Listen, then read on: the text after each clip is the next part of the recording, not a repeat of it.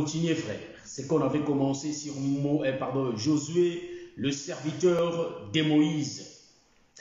J'avais pas fini ce que j'avais expliqué la fois dernière. J'ai donné le temps du matin, le temps du soir et le temps du soir pour connaître la façon qu'on peut voir des choses. Ça, c'est moi qui avais expliqué. Il y a aussi d'autres serviteurs qui savent voir aussi beaucoup des aspects aussi sur la même écriture. Voilà pourquoi nous disons qu'une écriture peut dégager plusieurs ombres. Vous voyez? Donc, on ne peut pas voir seulement une ombre, mais on peut voir beaucoup d'ombres sur une écriture, ou soit dans une écriture. On peut voir beaucoup d'ombres. Donc, que le Seigneur nous fasse grâce, afin qu'on puisse partager ce qu'on a dit, enseigné depuis, ce qu'on a dû enseigner depuis la semaine passée. Mais aujourd'hui, on va entamer les sujets de Josué, serviteur de Moïse. Donc, je ne vais pas trop parler aujourd'hui, car on va aller quelque part. Donc, quand on finit, donc je crois qu'on va traverser un peu là-bas pour voir. Et à 22 h, vous savez qu'il y a les couvre-feu. Donc, je salue tout le monde au nom de Jésus. Donc, voilà. Nous sommes dans le livre de Luc, chapitre 5. Je crois bien. Je prends mes lunettes. Supportez-moi, s'il vous plaît.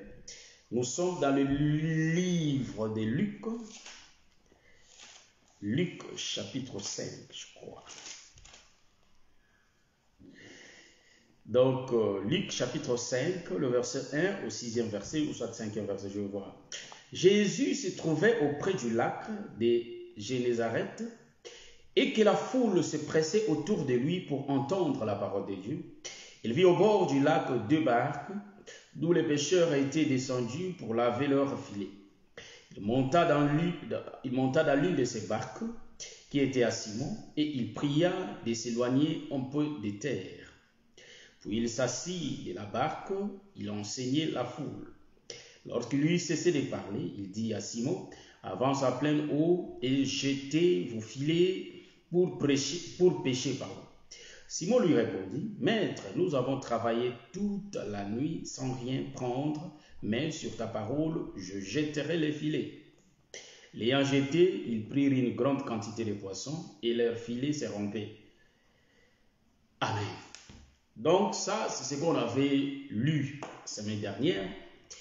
Et j'avais vraiment donné les explications. Allez commencer.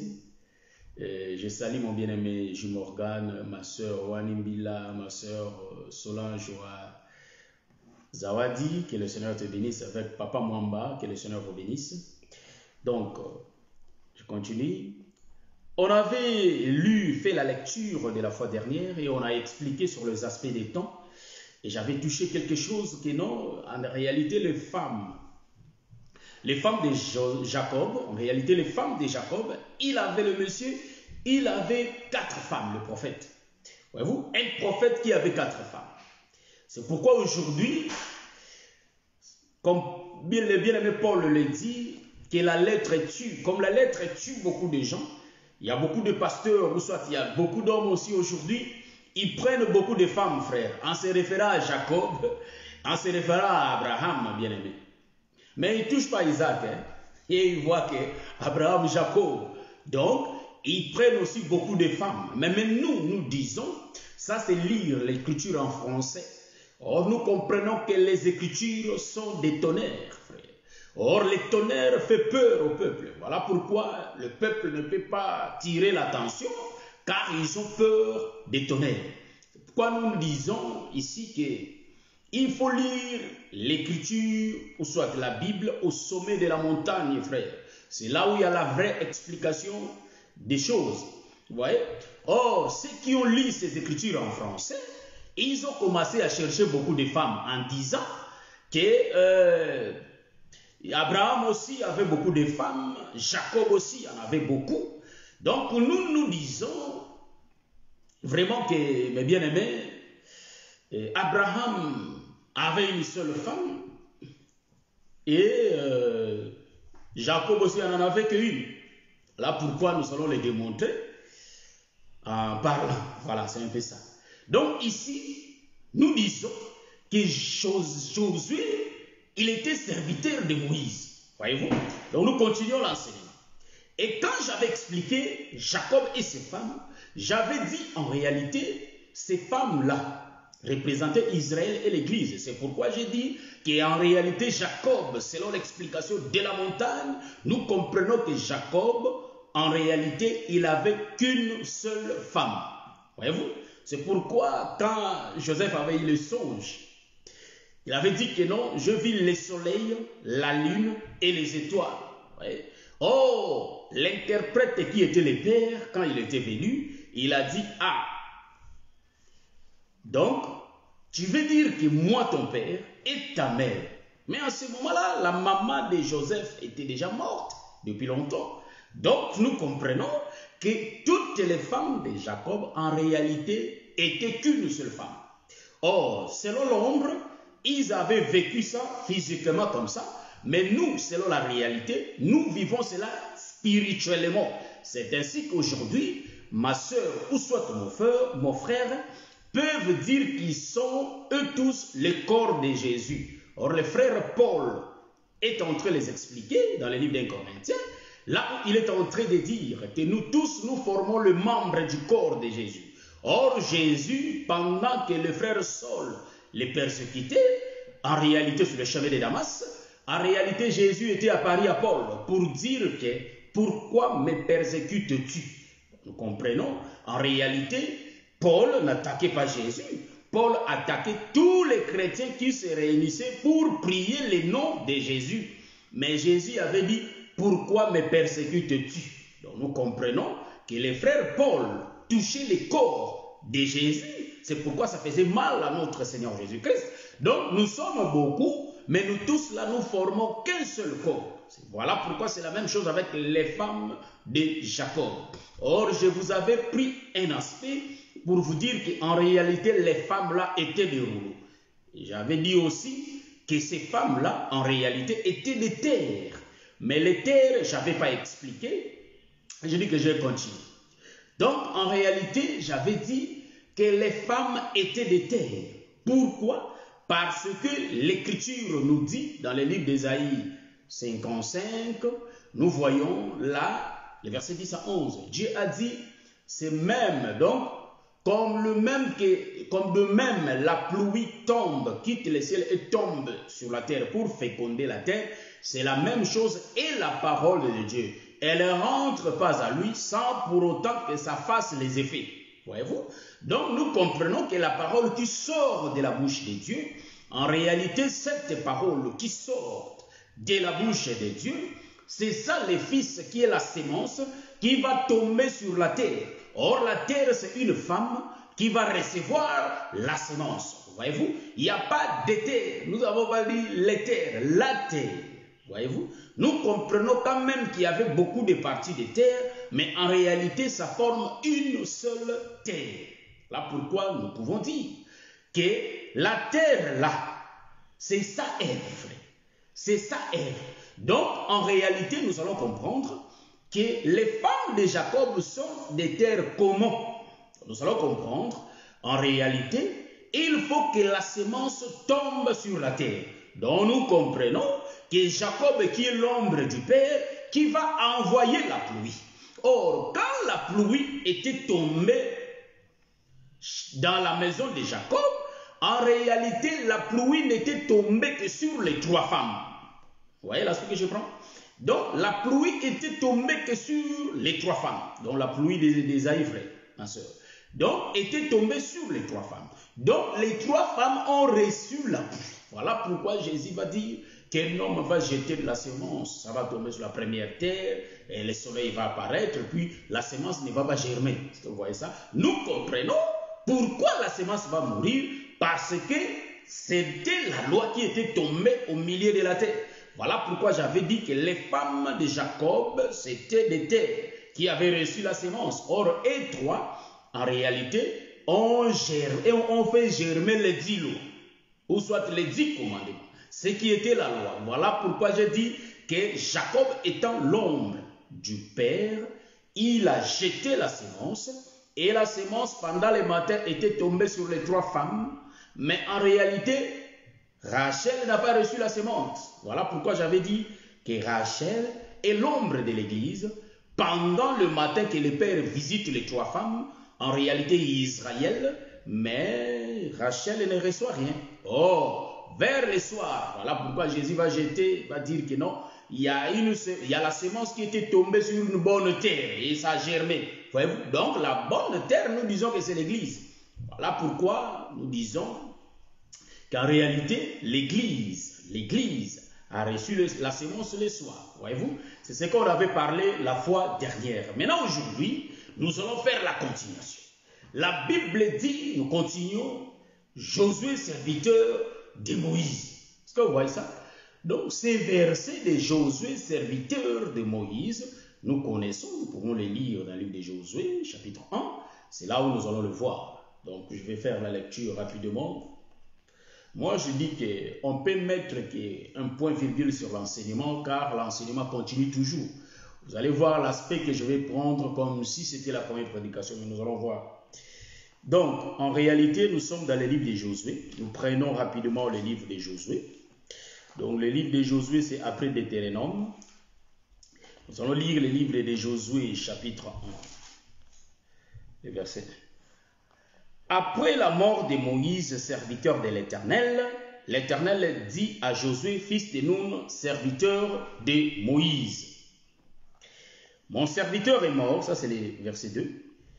Maintenant lève-toi, passe ce Jourdain, toi et tous ces peuples, pour entrer dans le pays que je donne aux enfants d'Israël. Donc ici, c'est notre écriture de base. Josué chapitre 1, le verset 1. La Bible souligne ici que Josué était le serviteur de Moïse. Donc nous prêchons l'évangile éternel, frère. Nous sommes dans le pourquoi, les comment, les quand de chaque chose, frère. Donc ici, nous allons expliquer qui est Josué et qui est Moïse, frère. Donc, quand beaucoup de gens ont lu ces écritures, frère, ils ont lu ça en français et ils ont interprété en français. Voilà pourquoi celui qui a commencé l'œuvre va dire que c'est lui le Moïse et tous ceux qui vont venir après lui, ou soit travailler avec lui, ils vont dire que non, vous êtes des Josué. Est-ce que vous voyez ça? Ça, c'est comprendre l'écriture en français. Est-ce que vous voyez ça? Donc, en réalité, ils vont dire que moi, c'est le serviteur de l'Éternel. Tant que moi je vis, toi tu es Josué. Donc, il fait de Josué, l'évangéliste devient son Josué. Et notre prophète, je ne sais pas moi qui est venu après lui, il dit que moi c'est le Père, donc moi c'est le serviteur de l'Éternel. Donc vous êtes mes serviteurs. Est-ce que vous voyez ça? Ça, nous disons que nous allons expliquer qui est Josué, car nous comprenons que notre Dieu a parlé dans un langage céleste. Vous voyez ça? C'est pourquoi Jésus disait, je vous parle dans un langage de la terre, vous ne me comprenez pas. Combien de fois si je vous parlais dans le langage céleste? Donc nous comprenons que le ciel a son langage. Est-ce que vous voyez ça? Donc nous disons que notre Dieu étant un prophète, il bégayait. En réalité, il parlait en parabole. Donc après la mort de Moïse, en réalité Dieu a élevé Josué pour continuer la marche avec Israël. Or, nous comprenons que Israël, en réalité, était un peuple choisi de l'Éternel. Donc, c'est Dieu qui avait choisi Israël. Et nous nous posons beaucoup de questions.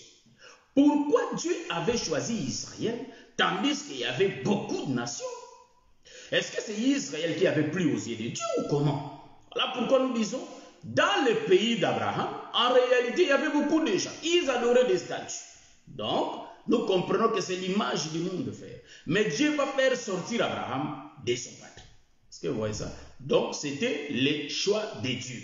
C'est ainsi que quand Dieu avait choisi Jacob pour lui bénir, en réalité, Ésaü aussi était là. Mais c'était le choix de Dieu. Est-ce que vous comprenez ça? Aujourd'hui, nous le disons comme ça. Mais on va voir avec la suite du temps le pourquoi. Pourquoi Dieu avait choisi Jacob et il a laissé Ésaü. Donc, en réalité, ici, nous allons comprendre que Josué, la Bible précise ici, c'est lui le serviteur de Moïse, frère. Je rentre au commencement.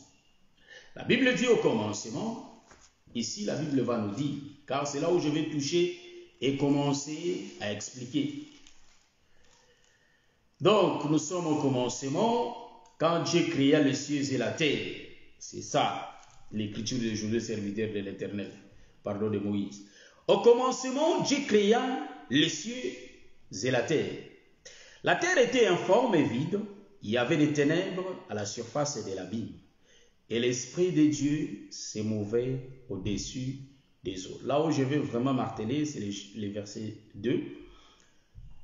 La terre était informe et vide. Il y avait des ténèbres à la surface de l'abîme et l'Esprit de Dieu se mouvait au-dessus des eaux. Voilà. Donc nous allons comprendre que la terre en réalité était informe et vide. Vous voyez? Et il y avait l'Esprit de Dieu qui se mouvait au-dessus des eaux. Bon, nous allons comprendre, j'avais expliqué la fois dernière, que l'Esprit de Dieu se mouvait au-dessus des eaux. Donc, en réalité, l'Esprit de Dieu, c'est l'Éternel lui-même qui se mouvait au-dessus des eaux. Mais la terre n'avait pas de forme. La terre était informe et vide. Donc, en réalité, Dieu voulait donner la forme à la terre. Voilà pourquoi Dieu a commencé à créer. Or, nous allons dire ceci, que les mouvements, comme Dieu dit dans son livre des Proverbes, qui fait que répéter ce qui était, nous comprenons que Dieu fait rien de nouveau sous le soleil. Donc, de tout ce que Dieu fait, durant toute sa marche, en réalité, il est en train de répéter. Quand Dieu répète, il faut que l'homme fasse attention de comprendre le langage de Dieu. Pourquoi j'ai pris cette écriture? Donc je comprends que le mouvement de Dieu sur les eaux, dans cet évangile, nous disons que c'est Jésus qui marchait sur les eaux. Mais nous aujourd'hui, nous disons qu'en réalité, c'est les bateaux de pierre sur les eaux. Donc, nous comprenons qu'en réalité, l'Esprit de l'Éternel, c'était Pierre sur le bateau. Est-ce que vous voyez ça? Donc, qui marche sur les eaux. Or, les eaux là étaient informes et vides. Mais Dieu, pour donner la forme aux eaux, en réalité, il faut qu'il travaille. Voilà pourquoi Dieu est incapable de descendre lui-même pour donner la forme. Dieu va envoyer quelqu'un. Est-ce que vous voyez ça? J'aime ça, frère. Voilà pourquoi j'ai dit on ne peut mettre que les points virgules. Donc, en réalité, nous disons qu'au commencement, nous comprenons, quand Pierre faisait la pêche, en réalité, c'était le commencement qui était répété. Donc, Dieu a répété que le commencement. Or, Dieu, dans toutes les générations, il explique l'œuvre de la rédemption. C'est ainsi que quand nous présentons l'évangile, on a la capacité de rentrer dans les jardins pour aller prendre une écriture qui va correspondre avec celle qu'on va lire. Est-ce que vous voyez ça? Voilà pourquoi moi j'ai dit qu'au commencement, le mouvement que Dieu fait, en réalité, c'était le mouvement des pierres dans la barque. Est-ce que vous voyez? Donc, Dieu, pour donner la forme à la terre, il faut qu'il travaille. En d'autres termes, il faut qu'il choisisse un peuple. Voilà pourquoi Dieu était incapable de descendre. Donc Pierre, incapable de descendre dans l'eau, il faut qu'il jette les filets. Or, les filets, en réalité, c'était la parole de Dieu qui sortait de la bouche de Dieu pour aller prendre un peuple. Nous comprenons, les poissons qui étaient sortis dans la mer, en réalité, c'était la terre qui était sortie de l'eau. Est-ce que vous voyez ça? C'est ça, j'ai dit que c'était le commencement là. Le commencement dans le livre de Luc. Est-ce que vous voyez comment Dieu est en train de répéter? Nous aimons ça faire. Donc, nous comprenons que c'est le filet qui va faire le travail de faire sortir. Hein?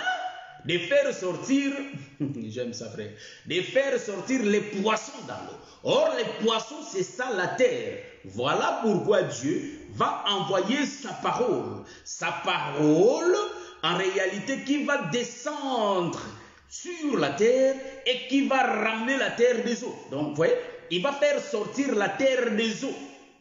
Je suis en train de toucher les aspects, frère. Je suis en train de marcher déjà. Or, pourquoi Dieu créa cela? Dieu savait qu'un jour, il faut que je parle à un homme qui s'appelle Abraham. Pendant qu'il est entré, pendant qu'il est Donc, pendant qu'il est en train de parler, en réalité, frère, nous allons comprendre, il faut que, hein, vous voyez, donc pendant qu'il est en train de parler, nous allons comprendre que il faut que l'Éternel donne forme à quelque chose, frère. Nous allons expliquer le vide, frère. Hein? La terre était informe et vide, frère. Est-ce que vous voyez ça?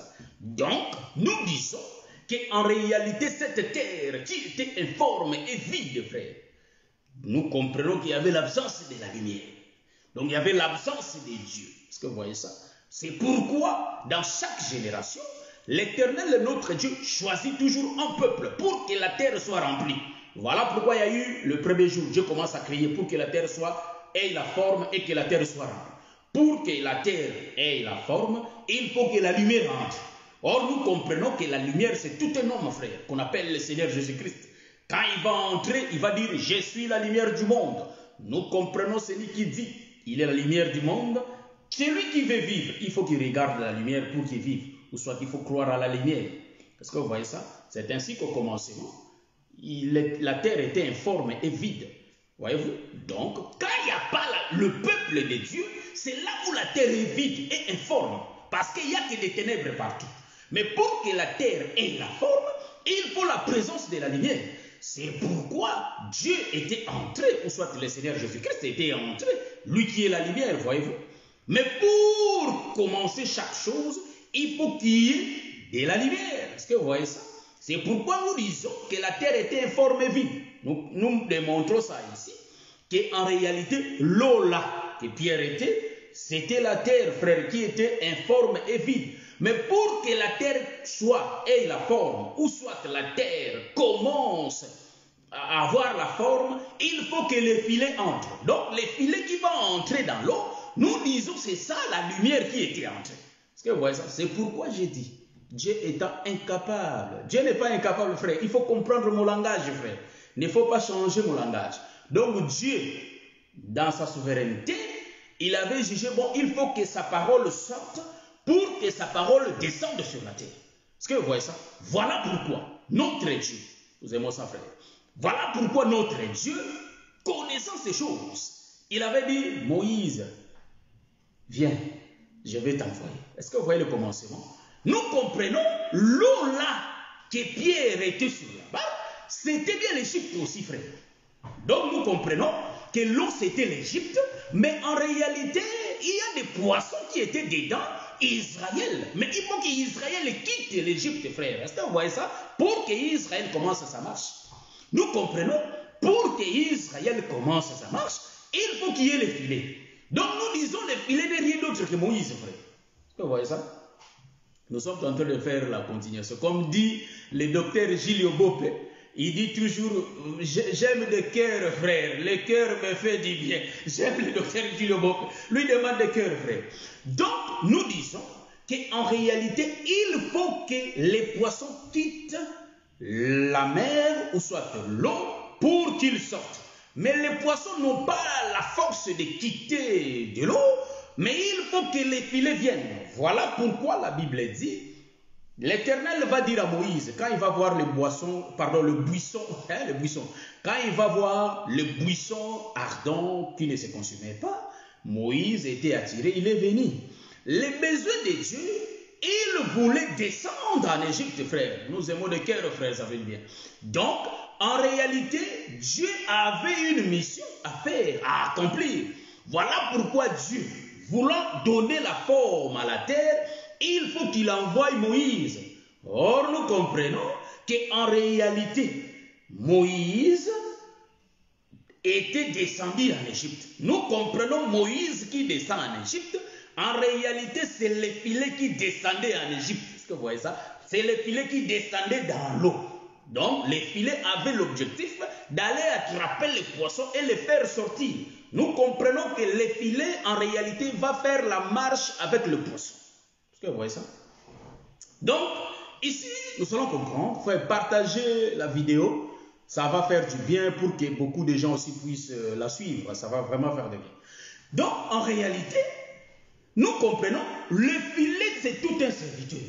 C'est pourquoi en lisant les livres d'Exode, nous comprenons que c'est Moïse qui descend. Donc Moïse qui descend en Égypte, nous disons que l'Égypte c'est de l'eau. Est-ce que vous voyez ça?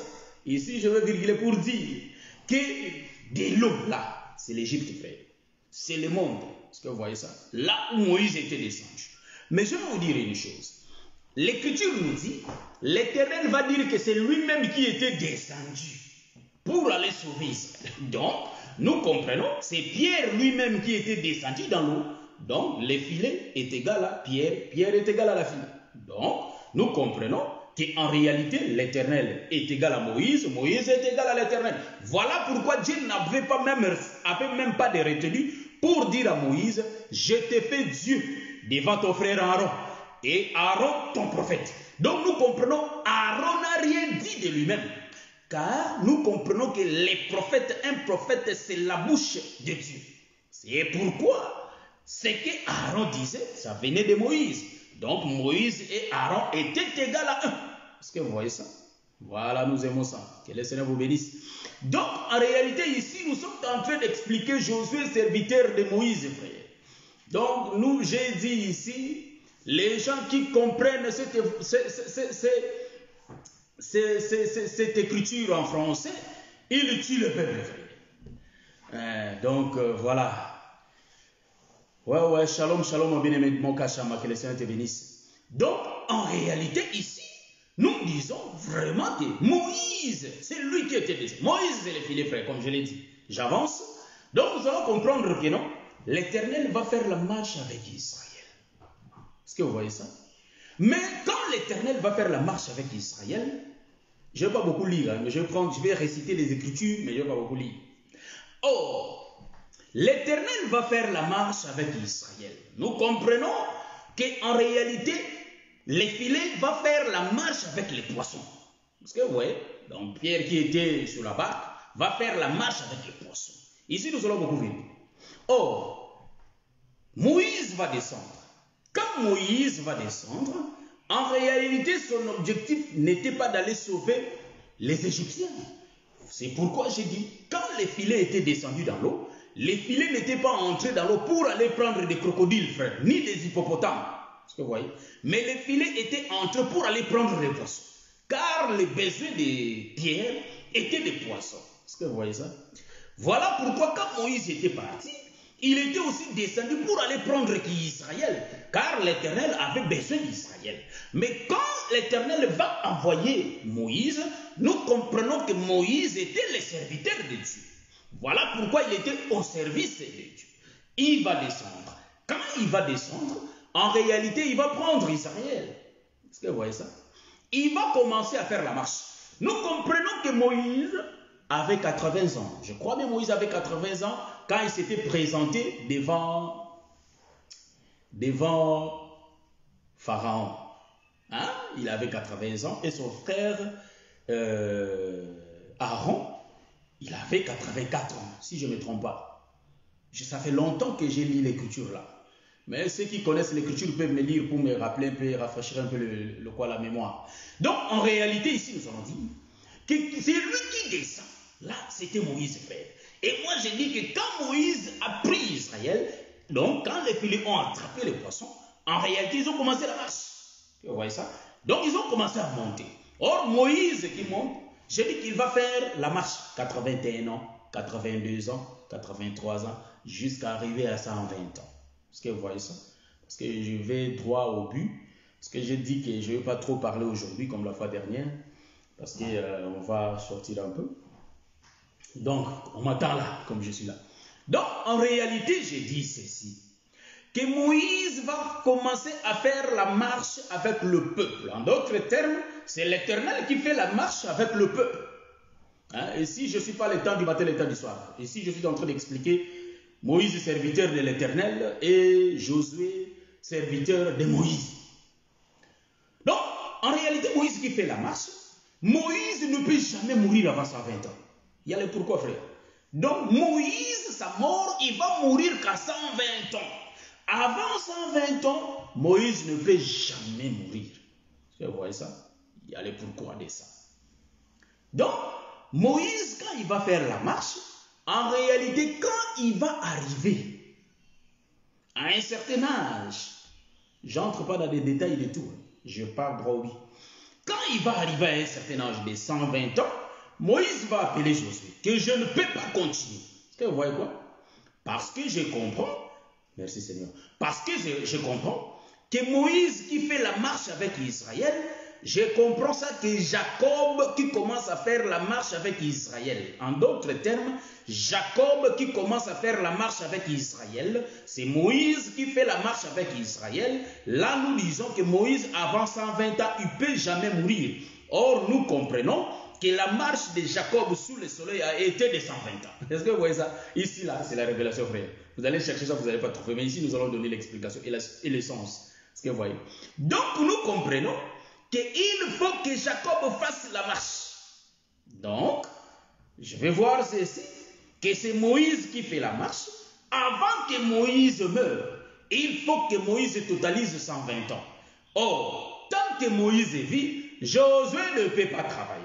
Mais en réalité, Moïse parlait déjà de Josué avant 120 ans. Est-ce que vous voyez ça? C'est pourquoi je vous dis, tant que je vis, le Saint-Esprit ne peut pas venir. Là, je vous ai déjà ouvert les yeux. Est-ce que vous voyez ça? Ah, ça, je dis, j'ai déjà ouvert les yeux. En d'autres termes, nous comprenons, avant que Josué meure, avant que Moïse meure, il faut que Moïse totalise 120 ans.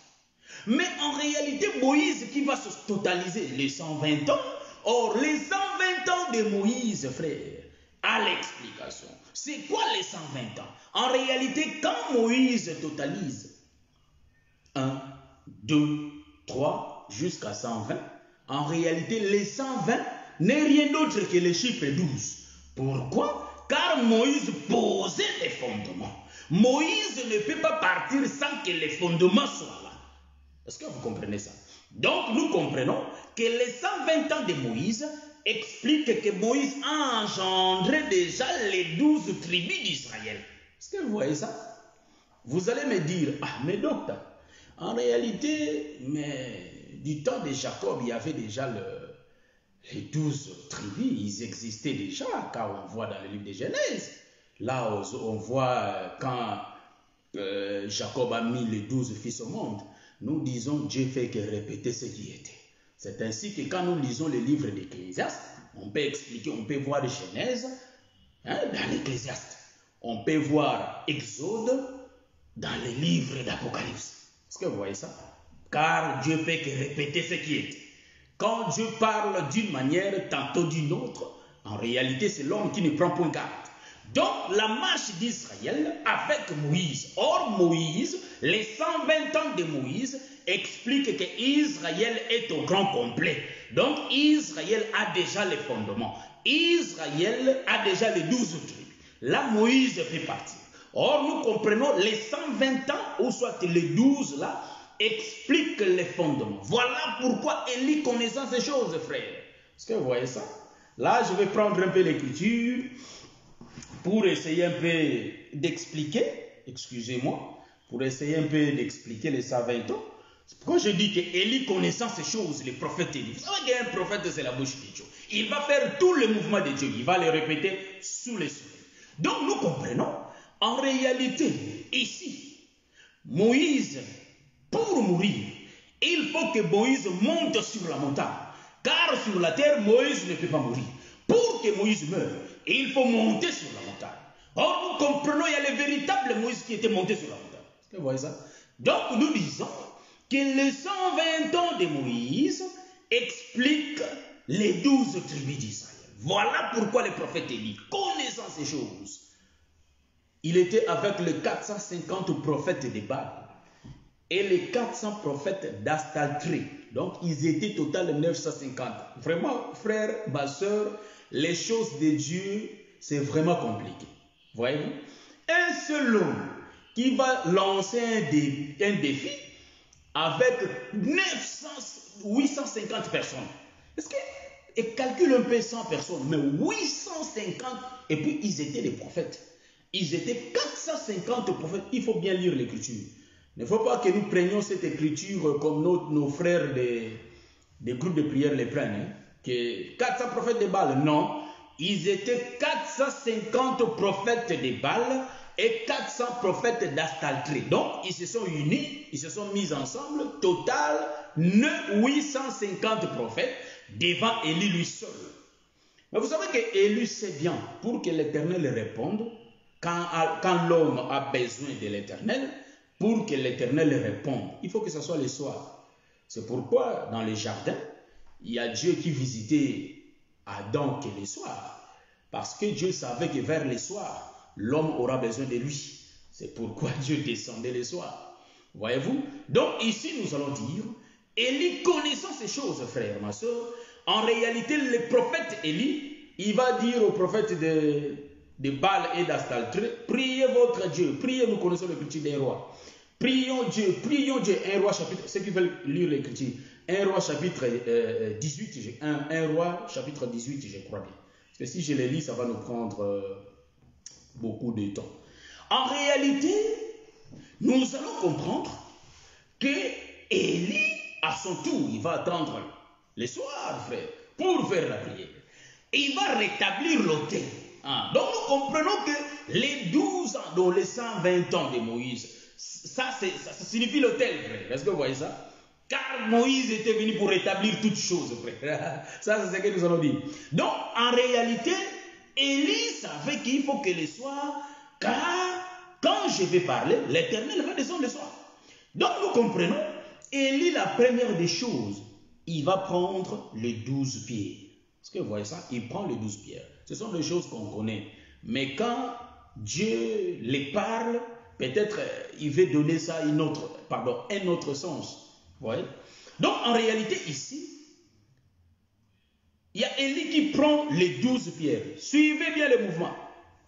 Il faut que je lise l'écriture parce qu'en lisant l'écriture, on aura vraiment des précisions.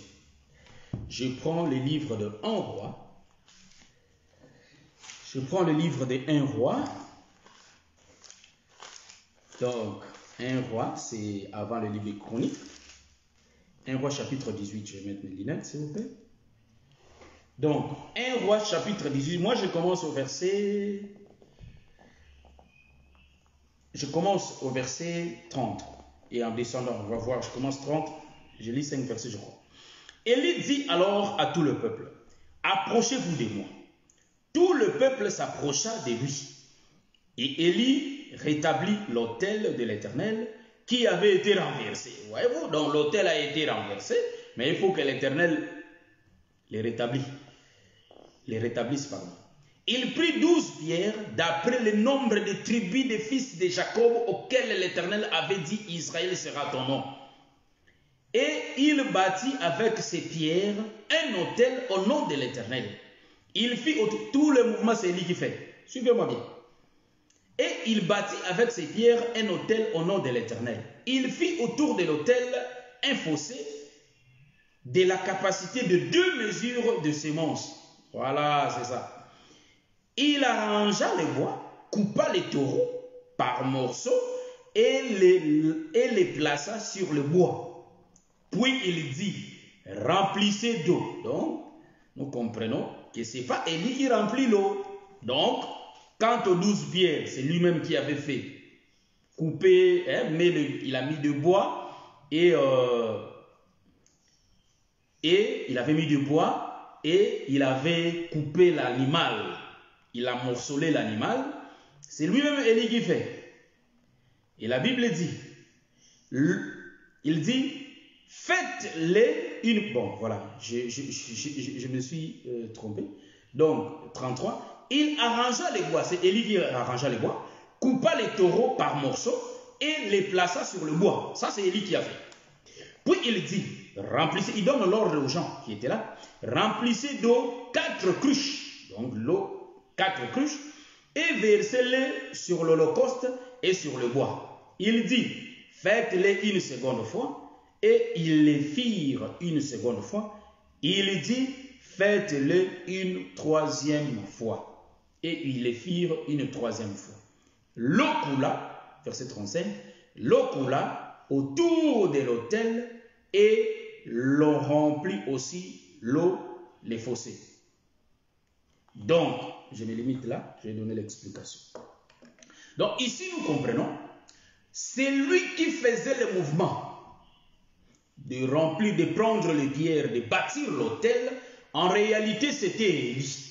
Et c'est lui qui faisait le mouvement de mettre de bois et de couper, de morceler l'animal. C'était Élie qui avait rétabli l'autel, comme l'Écriture le dit noir sur blanc.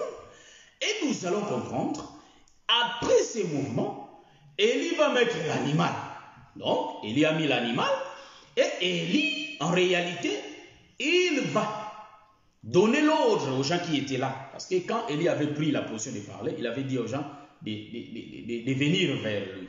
Donc, Élie va donner l'ordre à ces gens-là de prendre 4 cruches. De prendre ces 4 cruches, en réalité, de prendre de l'eau et de jeter sur l'animal, frère. Il y a une explication sur ça, frère. Donc, nous comprenons que chaque ministre vient bâtir quelque chose sur l'autel. Est-ce que vous voyez ça? C'est pourquoi le frère Paul avait dit de faire attention pour bâtir sur le fondement. Est-ce que vous voyez ça? Donc, en réalité, nous allons comprendre que le prophète Élie faisait les mouvements de l'Éternel. Et vous voyez ça? Dieu expliquait dans ces mouvements-là de l'Écriture. En réalité, notre roi, qui est notre Dieu, il expliquait déjà l'œuvre de la rédemption. Est-ce que vous voyez ça? Car Élie étant l'ombre du Père, c'est lui qui va rétablir d'abord Israël. Or, les 12 pierres sont les 12 fils de Jacob. En d'autres termes, ils représentent quoi? Israël. Est-ce que vous voyez ça? Ça, c'est Dieu. C'est Élie lui-même qui fait ça. Nous comprenons?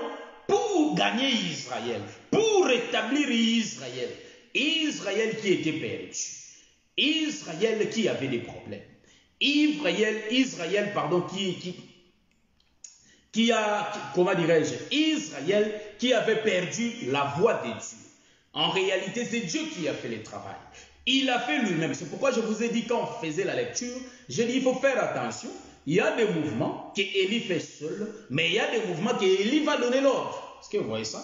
Or, nous comprenons que notre Dieu, c'était lui-même qui était descendu, frère, au temps du soir. Voilà pourquoi, pour descendre, il avait pris un corps. Est-ce que vous voyez ça? Donc, il a porté un corps afin qu'il puisse marcher à Jérusalem.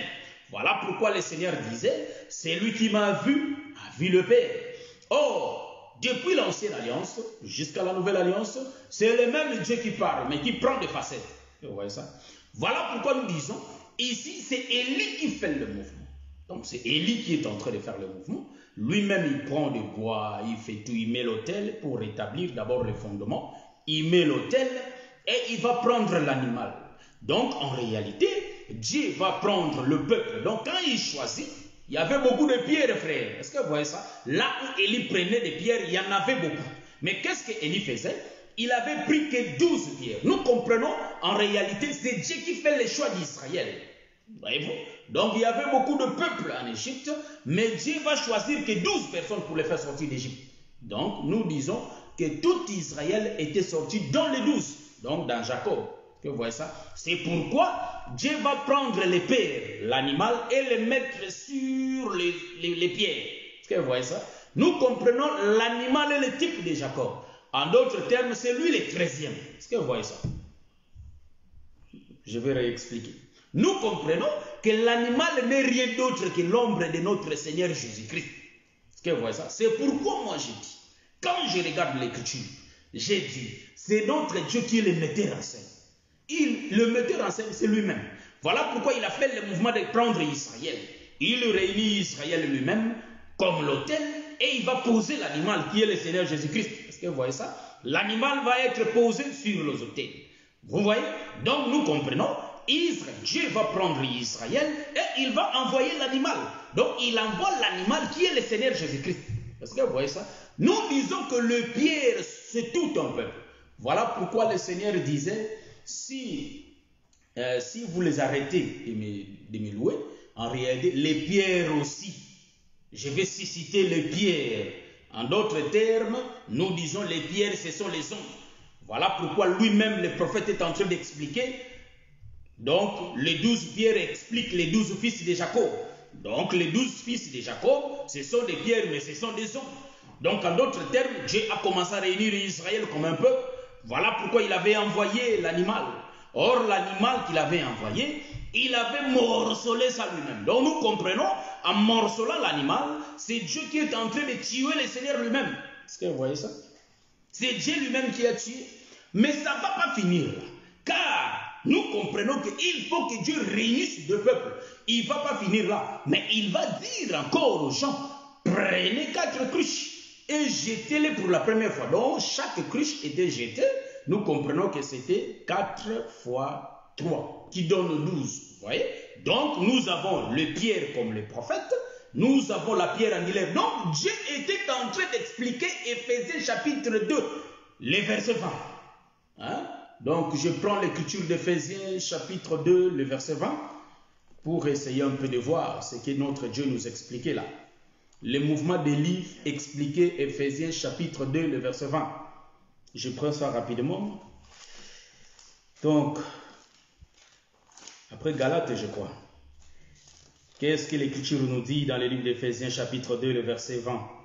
La Bible dit, vous avez été édifiés sur les fondements des apôtres et les prophètes, Jésus-Christ lui-même étant la pierre angulaire.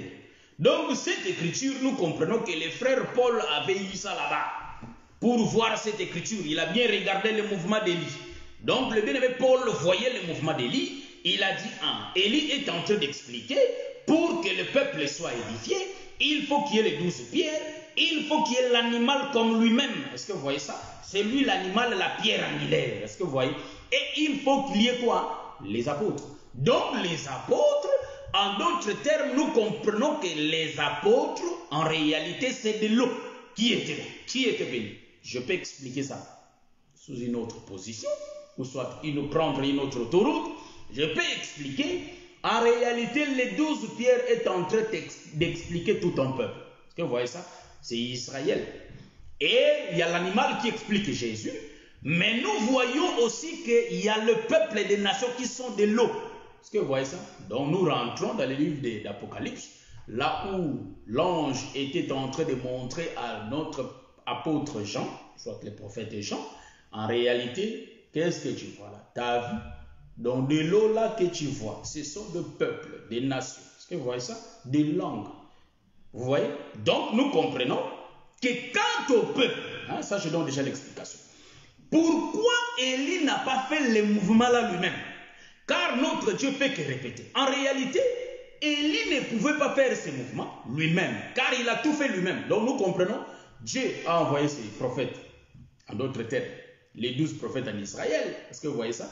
Dieu a envoyé ses prophètes, lui-même qui a pris. Il a pris des prophètes, il a envoyé en Israël. Donc je suis en train d'expliquer l'autel étant le plan de la rédemption de Dieu. Est-ce que vous voyez ça? Donc lui-même a dit, bon, qui est l'autel?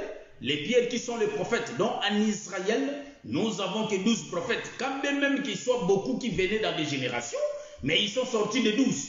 Donc nous comprenons qu'en Israël, il y avait 12 prophètes. Ce sont les 12 pierres. Et Dieu va envoyer le fils qui est l'animal lui-même. Il envoie le fils frère. Est-ce que vous voyez ça? Donc nous comprenons le fils était en Israël. Mais il ne pouvait pas sauver seulement Israël. Mais pour aller prendre le peuple des nations, des langues, il va envoyer les gens, frère. Ce n'est pas lui-même qui va aller là-bas. C'est pourquoi Jésus n'était pas arrivé chez nous. Est-ce que vous voyez ce que j'ai dit? Jésus n'était pas parti prêcher les étranges. C'est Jésus qui est l'ombre du Père lui-même. Il va réclamer dans le livre de Matthieu chapitre 28. Il va réunir ses disciples, leur dire. Donc c'est ça le mouvement de 1 Roi chapitre 18. Est-ce que vous voyez ça? Donc Dieu, il va prendre les gens qui étaient là, frère. C'était les apôtres qui étaient là. Et il dit, allez prendre de l'eau. En d'autres termes, de l'eau vont venir de loin. Ceux qui étaient prêts, c'est lui-même qui a pris soin.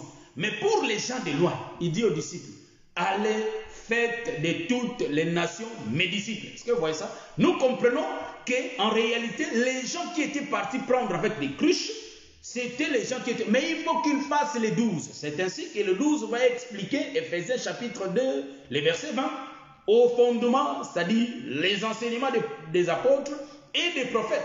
Or, les apôtres, ce sont eux qui avaient des cruches. Est-ce que vous voyez ça? Ce sont eux qui avaient des cruches, frère. Voilà pourquoi il faut qu'ils ramènent tout un peuple. Nous comprenons, c'est lui qui réunissait les gens. C'était bien l'animal, frère. Donc, l'animal a réuni des pierres, l'animal a réuni 12 pierres et il a réuni 12 Christ. Est-ce que vous voyez ça? Donc nous comprenons les 12 pierres, les enseignements des prophètes, et les 12, c'est-à-dire les 12 Christ. En d'autres termes, c'est les enseignements des apôtres. Est-ce que vous voyez ça? C'est ce qui fait les 24. Or, les 24 là, nous prenons les 12 de l'ombre et nous prenons les 12 de la réalité. Ça fait que 12. Est-ce que vous voyez ça? Or, selon un autre parler, nous expliquons, ça fait les 24 qui expliquent les 24, tout ça, nous connaissons. L'autour. Est-ce que vous voyez? Donc, en réalité, il y avait le Matthieu 28 qui était là. Il y avait l'Éphésiens 2, chapitre 20 qui était là. Dans le livre de quoi? De 1 roi. Est-ce que vous voyez ça? Le mouvement des vies. Est-ce que vous êtes en train de voir ça? Donc, ici, nous allons dire, pour que Moïse monte, pour que Moïse meure, afin que l'Éternel puisse choisir un autre, ou soit Josué, en réalité, nous allons voir selon l'ombre, selon la vue de l'ombre, nous allons voir que Moïse était là et Josué était au service de qui? De Moïse. Voilà pourquoi l'Écriture a dit que Moïse, serviteur de qui? De Moïse, pardon, Josué, serviteur de Moïse. Mais ici, je vais tourner, frère, pour donner un peu le sens. Hein? Car aujourd'hui, on va finir cet enseignement. En réalité, pour donner le sens, nous allons comprendre ceci, que ce mouvement-là de l'ombre, en réalité, ça a des effets dans la réalité. Voilà pourquoi aujourd'hui, dans beaucoup d'églises, il y a des hommes de Dieu, comme je l'ai dit, ils appellent ça, vous savez, Dieu est compliqué. Dieu est compliqué, frère. Dieu est compliqué. C'est ainsi que les hommes ont essayé de devenir des dieux, mais ça n'a pas pu. Hein? Ça peut jamais exister, un homme devenir un dieu. Il ne vivra jamais éternel. Il a toujours eu une fin. Est-ce que vous voyez ça? Donc, nous allons comprendre que Josué, il va travailler à côté de Moïse. Josué faisait des mouvements que Moïse lui disait de faire. Ça, c'était l'ombre, frère. Or, le frère Paul nous dit qu'en réalité, l'ombre n'est pas l'exactitude des choses. Est-ce que vous voyez ça? Là-bas, vous voyez Josué travailler.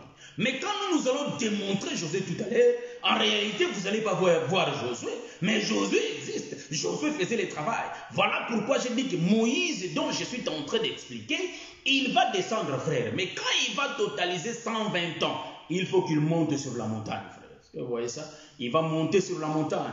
Pourquoi la montagne? Car la Bible nous explique, la montagne, c'est la demeure de Dieu. En d'autres termes, il faut que Moïse rentre vers le Père. C'est ainsi que l'Écriture nous dit qu'en réalité, c'est Dieu qui avait enterré Moïse. Est-ce que vous voyez ça? Donc, Moïse était rentré à la maison. Maintenant, je vais toucher l'Écriture de la réalité, frère.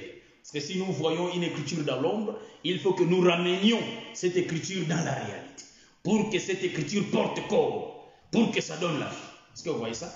Donc, le prophète, là où je vous ai expliqué, Ephésiens 2, ça explique aussi Ésaïe 8, 20, à la loi et au témoignage, vous voyez, aux pierres et à l'eau. Est-ce que vous voyez ça? À la loi et au témoignage. Donc, si on ne fait pas, s'il n'y aura pas la lumière, donc l'agneau ne peut pas être brûlé. Pour que le feu descende, la puissance puisse descendre, il faut la présence des pierres et la présence de l'eau. 12 pierres et 12 cruches. Est-ce que vous voyez ça? Pour que l'animal soit conçu, l'offrande soit exaucée. Est-ce que vous voyez ça? Car Jésus, c'est lui l'offrande du soir, frère. Est-ce que vous voyez ça? L'offrande du soir, c'est le Seigneur Jésus-Christ qui a été livré le soir, qui a été donné le soir. Donc, en d'autres termes, ici, je vais expliquer. Moïse qui monte sur la montagne, il est l'ombre de notre Seigneur Jésus-Christ qui monte vers le ciel, qui était enlevé vers le ciel. Parce qu'il avait réuni tous ses disciples pour dire que non, on se voit avec vous à Galilée. Et tous les disciples étaient réunis là. Jésus leur parlait et il était monté au ciel. Est-ce que vous voyez ça? Jésus qui monte au ciel, en réalité dans l'ombre, c'était Moïse qui montait sur la montagne. Or, Moïse qui montait sur la montagne, en réalité, il était l'ombre de notre Seigneur Jésus-Christ. Mais Jésus, quand il était sur la terre, il dit, c'est pourquoi Moïse, avant de mourir, ça je vais lire l'Écriture, je crois. Je vais voir si je vais lire l'Écriture. Il faut que le peuple me dise si j'ai parlé déjà combien de temps pour que je sois, parce que je n'ai pas la montre avec moi. Donc, pour que je sois un peu à l'heure. Donc, j'ai pris à mon bien-aimé J. Morgan de me l'écrire. Ça va faire du bien pour que je sois un peu limité.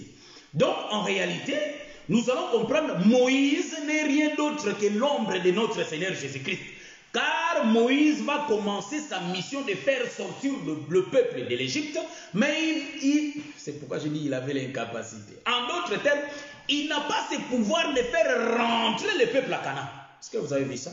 Donc nous disons que Moïse, l'ombre de Jésus, et Josué, l'ombre du Saint-Esprit. Est-ce que vous voyez ça? Je vais tourner encore ici. Josué est l'ombre du Saint-Esprit, frère. Nous comprenons en réalité quand Moïse... Ah, c'est déjà 1h05. Ah, bien aimé les mains, je dis que le Seigneur te bénisse. Donc là, il faut que je chute, je vais chuter d'ici là. Donc, nous allons comprendre que Moïse est ici. Moïse, bien aimé, qui monte sur la montagne, c'est notre Seigneur Jésus-Christ qui est enlevé dans les cieux. Est-ce que vous voyez ça? Or, nous comprenons la montagne, nous avons dit, selon l'Écriture, c'est la maison de Dieu. Les monts Carmel, mont Sinaï, c'est la maison de Dieu.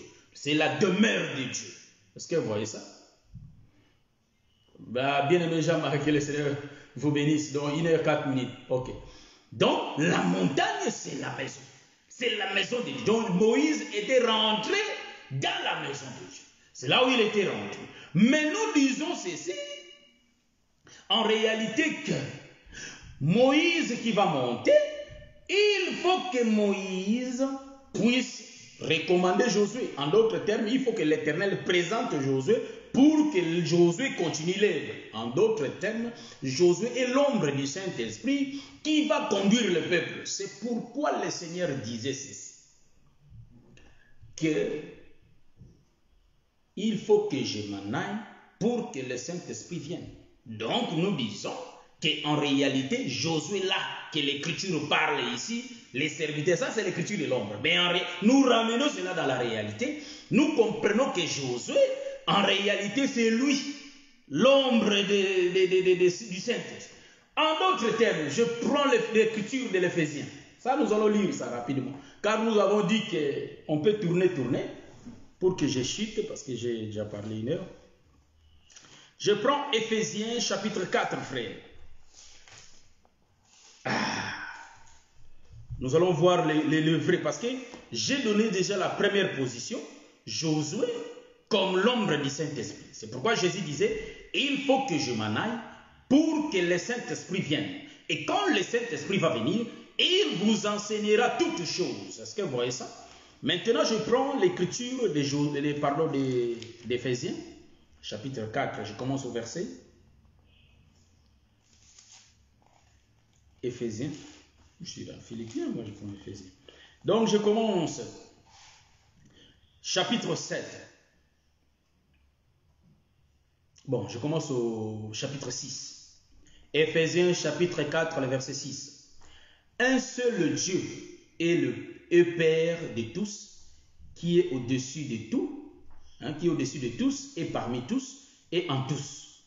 Mais à chacun de nous, la grâce a été donnée selon la mesure du don de Christ. C'est pourquoi il est dit, étant monté en haut, il a amené des captifs et il a fait des dons aux hommes. Or, que signifie il est monté, sinon qu'il est aussi descendu dans les lieux, ou soit dans les régions inférieures de la terre. C'est lui qui est descendu, c'est le même qui est monté au-dessus de tous les cieux, afin de remplir toutes choses. Verset 11. Et il a donné les uns comme les apôtres, les autres comme prophètes, les autres comme évangélistes, les autres comme pasteurs et docteurs, pour le perfectionnement de saints en vue de l'œuvre du ministère et l'édification du corps de Christ. Vous voyez Josué? Donc nous comprenons ici, étant monté au ciel, notre Dieu a fait des dons aux hommes. Donc Moïse étant monté au ciel, il faut que Josué prenne le relève de conduire le peuple vers Canaan. Car l'objectif de Dieu est de quitter de l'eau pour rentrer dans la barque. Est-ce que vous voyez ça? Donc la barque c'est le ciel. Il faut que les poissons quittent de l'eau. Mais ça va se faire au travers du filet. Voilà pourquoi si nous lisons l'Écriture, nous allons comprendre. J'ai les Écritures. Si nous les lisons, en réalité Dieu va dire dans le livre de Josué, il va dire, je serai avec toi comme j'étais avec mon serviteur Moïse. Donc nous comprenons, en réalité Moïse et Josué est égal à 1. Donc de la même sorte que de la même sorte que Moïse, Dieu était avec Moïse, c'est de la même sorte que Dieu marchait avec Josué pour les faire entrer à Canaan. Pour voir ça bien que c'était la même personne, nous allons comprendre que c'est Abraham qui avait envoyé les serviteurs les plus anciens. C'était lui-même qui était descendu pour aller prendre Rebecca et c'est lui-même qui a remonté jusqu'à Isaac. Est-ce que vous voyez ça? C'était la même personne. Donc là, nous voyons le mouvement s'est fait par une seule personne. Et nous avons vu le mouvement de Moïse. En réalité, c'était Moïse qui était descendu et c'est Moïse qui rentre avec le peuple, mais Moïse prend fin. Donc, nous comprenons, c'est lui qui va continuer ces choses. Or, Josué, c'est le Saint-Esprit. Voilà ici, Dieu lui-même, Jésus, étant monté au ciel, il a fait des dons aux hommes. Nous comprenons qu'en réalité, les véritables Josué d'aujourd'hui, ce sont les ministères. Donc, c'est le ministère, pardon. Est-ce que vous voyez? C'est le ministère qui est Josué. C'est ça, Josué, serviteur de Moïse, frère. Est-ce que vous voyez ça? Donc, en d'autres termes, les ministères, c'est serviteur de Jésus-Christ. Les ministères, serviteurs de Jésus-Christ. Pourquoi je l'ai dit? Parce que nous ne sommes que les commes. Donc, c'est le ministère qui va continuer le travail, comme Moïse s'est arrêté, étant monté au ciel, il a fait les dons à Josué. Les Josué d'aujourd'hui, c'est le ministère, frère, qui va prendre le peuple et les ramener vers l'épouse, et pardon, vers l'époux, qui va prendre l'épouse pour l'amener vers l'épouse. Donc, c'est l'œuvre du ministère qui est le véritable Josué. C'est Josué, en d'autres termes, de l'ancienne alliance, vous avez vu physiquement, mais aujourd'hui, c'est le ministère qui va prendre le peuple, qui continue la marche avec le peuple pour les amener vers l'époux. Or, l'époux, c'est Isaac, frère. Voilà pourquoi j'ai fait comprendre que le ministère et Jésus, c'est la même personne, frère. Le ministère ne pêche pas. Le ministère ne fait pas du mal. Le ministère enseigne que la vérité. Voyez-vous? Voilà pourquoi nous disons que nous sommes des commes. Mais le véritable ministre, c'est le Seigneur Jésus-Christ lui-même, qui fait la marche avec son épouse, qui amène son épouse vers le ciel. Est-ce que vous voyez ça? Donc nous comprenons, Josué, donc Moïse avait pris faim. C'est pourquoi il était monté à la montagne. Donc notre Seigneur aussi, il faut qu'il monte au ciel. En d'autres termes, il ne pouvait pas mourir ici normal sur le plateau. Non, il faut qu'il monte sur la montagne de Golgotha, frère, pour aller mourir comme Moïse. Est-ce que vous voyez ça? Donc là, nous disons qu'en réalité, nous comprenons que le véritable Josué, c'est le ministère, frère. Je crois qu'on a bien mangé, j'ai déjà parlé plus d'une heure. Prochainement, nous serons ici, car chaque samedi, nous serons toujours ici. Il y aura des temps qu'on va continuer à exhorter, mais il y a des temps qu'on présente que la révélation. Je sais que le Seigneur va vraiment nous bénir. Voilà pourquoi, bien-aimés, nous ne nous sommes pas conduits par les hommes, frère. Il faut que nous laissions le Saint-Esprit nous conduire, frère. Il faut que nous laissions les Écritures nous conduire, frère. Donc vous voyez, or celui qui marche selon la volonté de Dieu, il ne sera jamais confus, frère. Même si ton problème tarde, sache-le qu'il y a ton époux qui va se souvenir de toi. C'est pourquoi Israël, il était dans les misères. Israël était dans les misères en Égypte, frère. Ils souffraient, ils avaient des difficultés. Ils priaient Dieu comme si Dieu ne les écoutait pas. Mais mon frère, ma soeur, je t'ai dit aujourd'hui que ton problème là que tu es en train de traverser, tu vois ça lourd, mais un jour tu vas narrer l'histoire, tu vas raconter l'histoire, de dire que j'avais subi une période comme ça, mais le Seigneur s'est souvenu de moi. Voilà pourquoi nous disons, bien-aimés, le Seigneur est en train de t'écouter. Le Seigneur sait connaître ton problème. Le Seigneur va t'envoyer Moïse pour venir te délivrer entre les mains des Pharaons. Or, le problème là, c'est Pharaon, frère. Le Seigneur va résoudre ça. Il faut que nous mettions toujours notre confiance en ce Dieu-là. Car notre Dieu, c'est lui le maître des circonstances et des temps. Nous savons qu'il y a des situations difficiles, frère, ma soeur. Mais nous, comme nous espérons en lui, nous ne serons jamais confus. Voilà pourquoi Dieu vient toujours à notre secours. L'Israël a fait la marche de quitter l'Égypte pour aller à Canaan. Vous savez bien que traverser le désert, il y avait des scorpions, il y avait des serpents, il y avait beaucoup de choses. C'est ainsi que nous aussi aujourd'hui, nous rencontrons beaucoup de choses dans ce chemin que nous sommes en train de suivre, frère. Mais sachons-le que notre Dieu ne dort pas. C'est pourquoi le frère Job dit, il s'élèvera les derniers frères pour nous secourir. Quand bien même qu'il y avait des gens qui nous faisaient la guerre, qui faisaient Israël la guerre, il y a des gens qui nous font la guerre aujourd'hui, mais nous restons toujours fidèles à Dieu. Il combat pour nous. Est-ce que vous voyez ça? Que le Seigneur nous bénisse. Je crois qu'on va se voir le samedi prochain à 19h. Donc moi, j'aime promettre. On me dit toujours, il ne faut pas promettre, il y a des contretemps. Mais moi, j'aime toujours promettre comme Dieu. Dieu aussi aime promettre, frère. Il donne des promesses. Donc nous disons que chaque samedi à 19h, on est ici. Qu'il pleuve, soit qu'il neige. Si le Seigneur le permet, on est toujours ici chaque samedi. Car de lundi à vendredi, le travail que moi je fais, ça me prend tellement de temps. Si je vous promets, je vais devenir un farceur. C'est-à-dire, je donne la promesse, je ne réalise pas. Je donne la promesse, je ne réalise pas. C'est pourquoi on a jugé bon, comme les samedis, on ne travaille pas. Sauf un contretemps, mais sinon, on sera toujours là à partir de 19h. Que le Seigneur nous bénisse. Je crois sur ce plateau, on sera avec le bien-aimé Blanchard les samedis prochains par la grâce de Dieu.